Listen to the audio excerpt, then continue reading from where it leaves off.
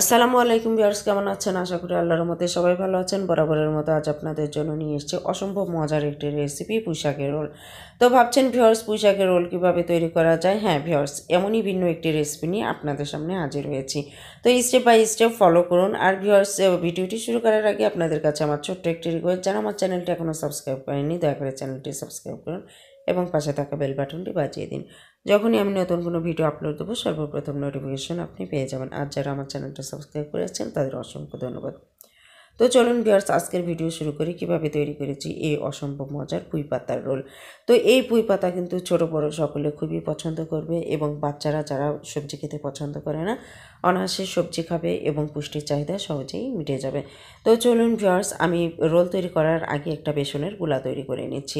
গুলা তৈরি করার জন্য আমি হাফ কাপ পরিমাণ এখানে বেসন নিয়ে নিয়েছি আর দিয়ে দিয়েছি হাফ কাপ পরিমাণ চালের গুঁড়া। চালের গুঁড়া দেওয়াতে এখানে স্বাদ একটু বেশি মনে হয় এবং খেতেও অনেকটা ক্রিস্পি হয়। আর দিয়ে দিচ্ছি হাফ টিস্পুন পরিমাণ লবণ, আর দিয়ে দিচ্ছি মরিচের গুঁড়া 1 টেবিল স্পুন পরিমাণ এবং হলুদের গুঁড়া 1/4 টিস্পুন পরিমাণ, আর দিয়ে দিচ্ছি গরম মশলা গুঁড়া হাফ টিস্পুন পরিমাণ। সমস্ত উপকরণ একসাথে ভালোভাবে মিক্সড করে নিতে হবে, এতে করে খেতে অসম্ভব ভালো লাগবে। সমস্ত উপকরণ দিয়ে বেসন মিক্সার করা হয়ে গেছে। এরপর আমি একটু আলাদা সাইডে রেখে দিচ্ছি। আমি বেসনের গুলাটা পরে তৈরি করে নিচ্ছি। ততক্ষণে আমি পুঁই পাতার রোলের জন্য একটু পুর তৈরি করে নেব। পুর তৈরি করার জন্য একটা আলুকে আমি সিদ্ধ করে গ্রেট করে নিয়েছি। পরিমাণে এখানে আমার 1 কাপ পরিমাণ হয়েছে। আর দিয়ে দিচ্ছি সিদ্ধ করে নেওয়া একটা ডিম। এখানে ডিম আপনারা কম বেশি করে নিতে পারেন। যেহেতু আমি রোল এখানে 10 থেকে 12টি করেছি সেহেতু আমার পরিমাণে এটাই এনাফ ছিল। আর 2 টেবিল চামচ পরিমাণ পেঁয়াজ কুচি দিয়েছি। পেঁয়াজ কুচিটা আপনারা কম বেশি করতে পারেন। 1 টেবিল চামচ পরিমাণ মরিচ কুচি, মরিচটাও কম বেশি করতে পারেন। আর ধনিয়া পাতা কুচি দিয়েছি 1 টেবিল চামচ পরিমাণ, আর হাফ টি স্পুন পরিমাণ লবণ। সমস্ত উপকরণগুলোকে আমি ভালোভাবে মিক্সড করে নিচ্ছি। তো এই পুরটা এত অসম্ভব মজার হয় পুঁই পাতা দিয়ে। এই যে রোল তৈরি করবেন খেতে খুবই ভালো লাগবে, ছোট বড় সকলে খুবই পছন্দ করবে। বাচ্চারা যেমন সবজি খেতে পছন্দ করে না, সবজিতে যে পুষ্টিটা আছে বাচ্চাদের সহজেই মিটে যাবে। এখানে আমি পুঁই পাতা 10 থেকে 12টি নিয়ে নিয়েছি, পরিমাণে যতটুকু লাগে। আর যে শক্ত বোটাটা আছে আমি কেচি দিয়ে এভাবে কেটে নিয়েছি।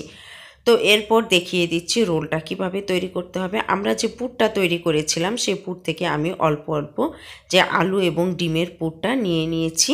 নিয়ে 2 সাইড থেকে একদম মুড়িয়ে দেব যেন ভিতর থেকে আলুটা বের না হয়ে যায়। তো আপনারা অবশ্যই যে কোনো কাঠি দিয়ে একটু মেরে নেবেন যেন ভাজার সময় বের না হয়ে আসে। তো এভাবে আমি আটকে দিচ্ছি। যদি পাতাটা নরম হয় তাহলে না আটকালেও চলবে।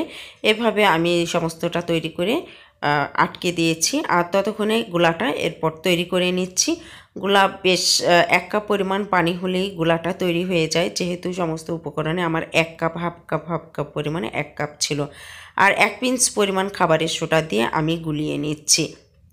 তো গুলানো হয়ে গেলে এমনভাবে গুলাবেন যেন গুলাটা একটু শক্ত হয়। আমি একটা নখ চুবিয়ে দেখছি এবং নখে যেহেতু সমস্তটা লেগে যাচ্ছে তখন বুঝে নিতে হবে যে গুলাটা একদম পারফেক্ট হয়েছে।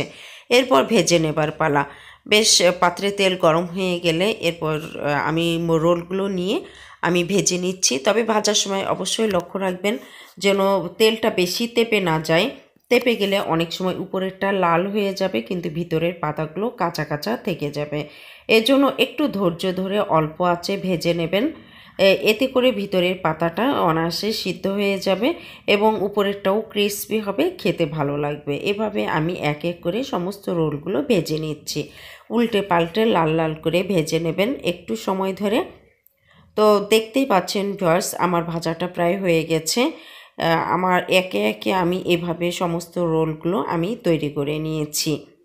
তো খেতে কিন্তু এত অসম্ভব মজার হয়েছে, আমি আপনাদেরকে ভাষায় বোঝাতে পারছি না। তো দেখতে যতটা সুন্দর হয়েছে খেতে কিন্তু আসলে খুবই মজার হয়েছে। বাড়িতে একবার হলেও ট্রাই করবেন, বাচ্চারা খুবই পছন্দ করবে এবং আত্মীয়তায় আপনারা অবশ্যই প্রশংসিত হবেন। তো ভিউয়ার্স, যদি আমার ভিডিওটি আপনাদের কাছে ভালো লেগে থাকে তবে একটি লাইক কমেন্ট শেয়ার আশা করছি।